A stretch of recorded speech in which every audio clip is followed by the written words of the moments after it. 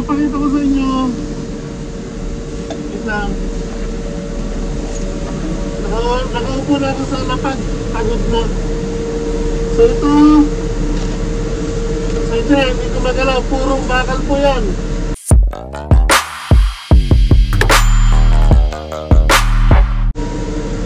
Ayan, so sa sahig ng salinan, merong tumbok na buong bakal po yun. Nagkaroon ng butas yung sahig ng salinan. So now, yung time, unti-unting lumaki yun at tumaas. So tinanggal ko yun, ito po yan. So ito yung pinakailalim niya. Yung ibabaw niya, yung umumbok na bakal. Okay, tayo lang ako ha. Okay. So, dito ko siya natanggal halos 1/4 na pinakasahig niya. So, after ko siyang matanggal, akala ko doon lang. Ang problema ko, mula dito sa sahig, dumaretso sa pader, pataas. So, meron pa oh. Meron ang mga bakal po yan. Ang delikado kasi doon, nakikita ko na yung brick. So, after ng brick, pinakabakal na po yun. So, once na umabot sa bakal, may tendency na matulog yung bakalan. Kung isasalin po dito, dito kasi 6 na tonelada, 8 tonelada na pinuno na bakal. So, just imagine yung init nun, tapos yung bigat niya, once na umabot doon sa gilid ng salinan, maaari po magbutas agad na tumapon sa labas. So, yun po ang iniwasan natin. Okay guys, ang parang sinasabi ko, yan po yung nanging bakal. Bakal po yan, so kahit po yung dumaretso. Ayan po, brick na po yan. Pero sa semento na to,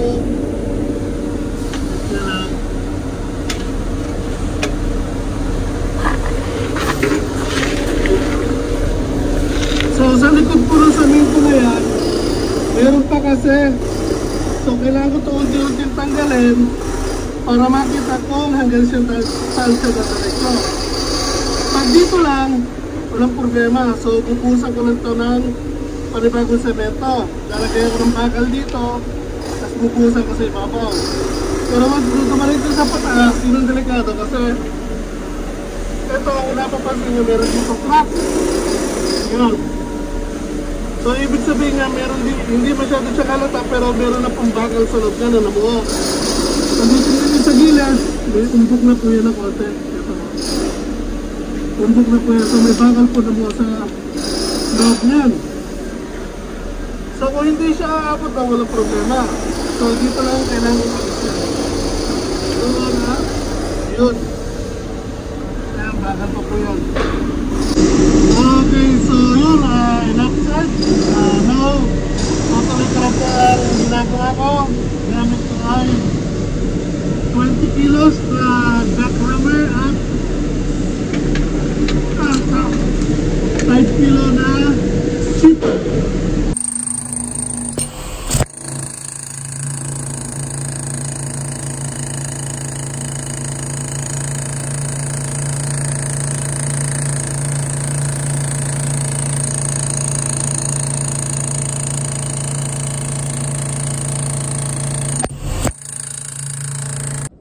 Okay guys, so break time na po. 12 na, hindi pa rin ako tapos. Pero again, natanggal ko na po yung namuo sa sahig ng salinan ng tinuno na bakal, yung namuong bakal. So now, ito naman po yung nasa pader. So kung titingnan kasi kanina, hindi masyadong kita kasi katayo siyang ganyan. Pero actually, ganito po kakapal yung tinitikwil ko ng mga bakal. So nasa 2 inches po ito. Hindi pa po ito yung pinakamakapal. So yan na guys. Tingnan nyo. So yan, layer upon layer po ng namuong bakal yan. So halimbawa, ito yung nauna, tapos na nigas or nanuyo, tapos ginamit ulit, mayroon second layer, tapos ito po yung bago. So ganun po yan. In time, unti-unti pong kumakapal siya. Kaya po yung wall niya unti-unting umuumbok. Kaya ayun, tulad ng sinabi ko kanina, ewan ko lang kung naintindihan nyo kasi naka full mask ako. Matagal ko na po siyang gustong ayusin, kaya nga lang lagi nila ako minamadali na sa susunod na lang kasi ang dami po namin inaayos ngayon. Simula nakabalik ako galing Pinas, so mag-isa lang po kasi ako sa trabaho ko or sa ginagawa ko. Ako po yung kasi yung maintenance, so wala pong ibang tao, ko lang. So ayun, again, kaya sasabi na ios sa susunod. Ayun po ang nangyari. So now, milma na po ngayon. So again, hindi pa ako tapos. Meron pa akong yung sa wall, kailangan ko pang alisin. Tapos yung sa mga sahig niya, gusto ko totally actually tanggalin lahat. Kaya nga lang, hindi na po kakayanin na isang araw. Kulang isang araw ko. So yung 1/4 na lang po, yung pinaka main na lang ang ayusin ko. Tapos later on, pag nagkaroon ulit ng problema, doon na lang po ayusin. So ito po yung isa, inilabas ko lang para makita nyo. So yun guys, yan po ang kapal. So ito pa lang guys, may bagay na po to. Siguro nasa 1 kilo may kita itong kapirasong to. Napakabigat po niya. So makita niyo po, purong bakal po yan na namuo. So yan, kain muna ako at then balik agad ako dun sa ginagawa ko kasi kailangan kong makatapos ng isang salingan bago umuwi ngayon. So mamaya pakita ko sa inyo kung anong ginagawa ko ulit.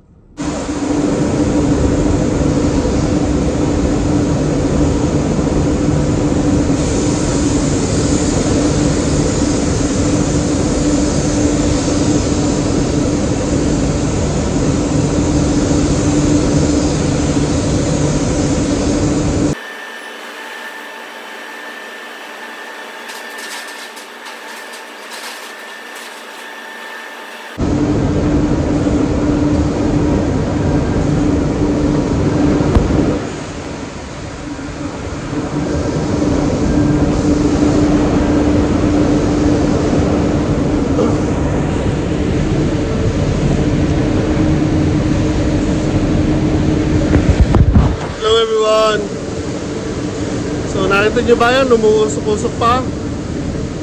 Mainit pa po kasi yan. So normally, pagka ganitong mainit pa, hindi ako papasok.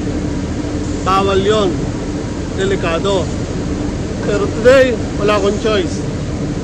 Hindi dahil sa hindi ko ginagawa trabaho ko. Actually kahapon, may nagawa akong 2. Ganitong kalaki, saka isang maliit. So dapat, meron pa isang matitira ngayon. Sa pagkakamali ng isang empleyado dito, ang ginamit niya yung malaki, imbes na yung maliit. So now,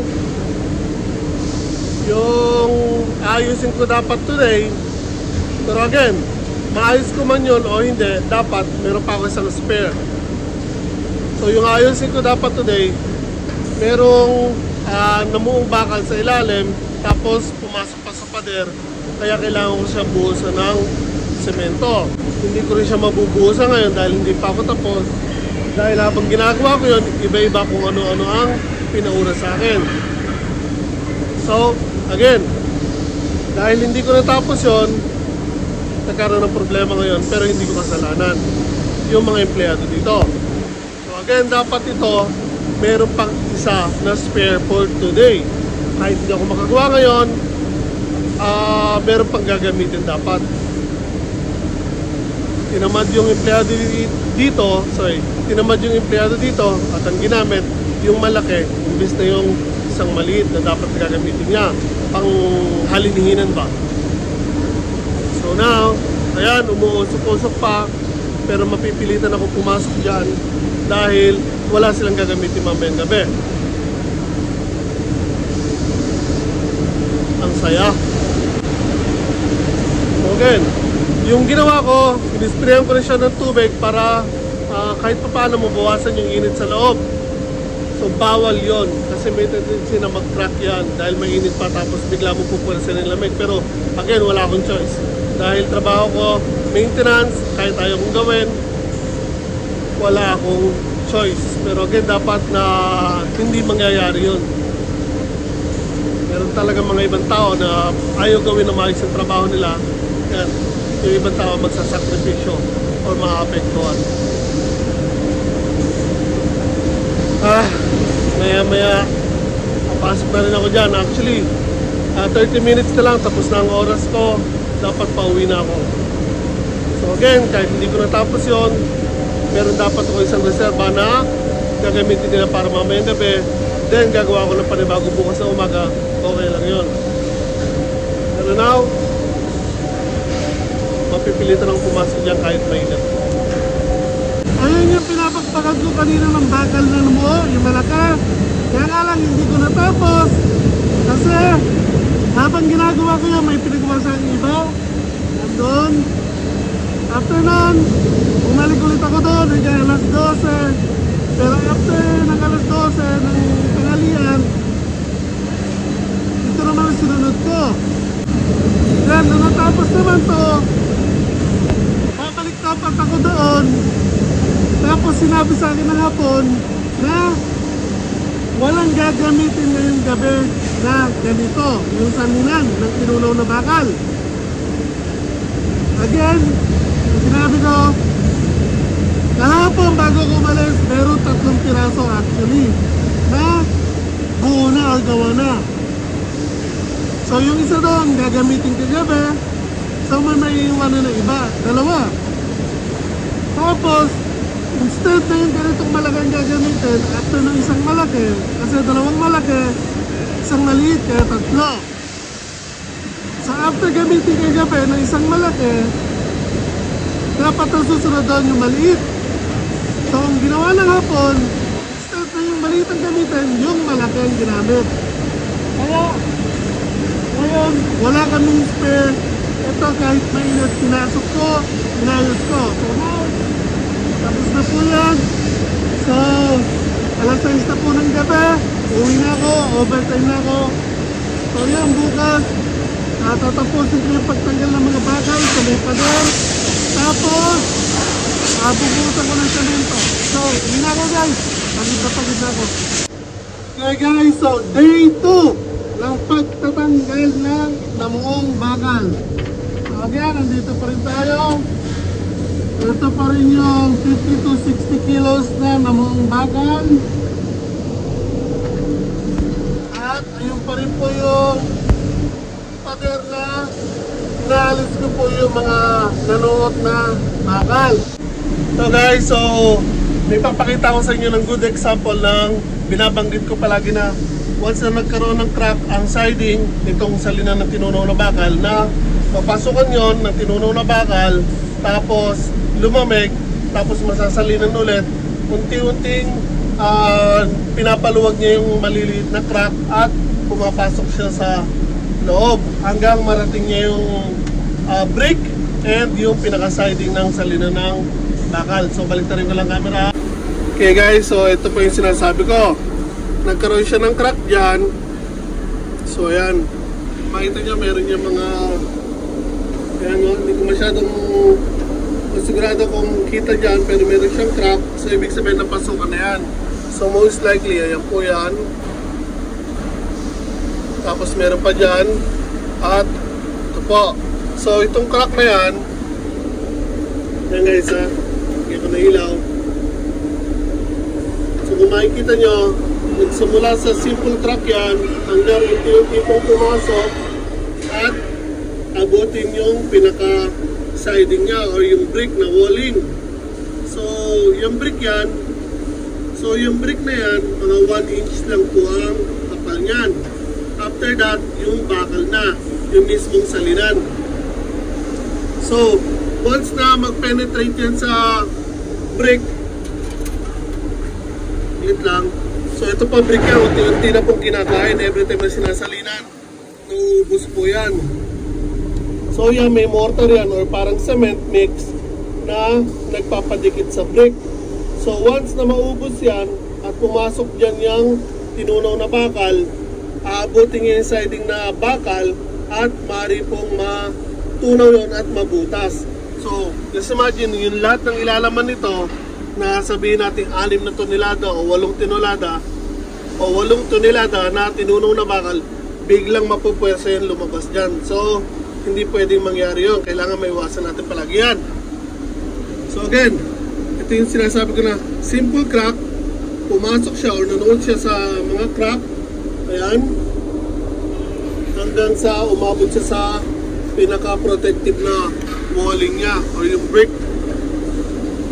So guys, so ayan po. So itong ilalim na to, muong bakal pa rin po yan. So inuuna ko lang yung sidings niya, then later on tatanggalin ko yan. So ayan pa, mga bakal yan. So tinanggal ko lang yung mask ko para marinig niyo ako ng maayos. So hindi pa po tapos yan.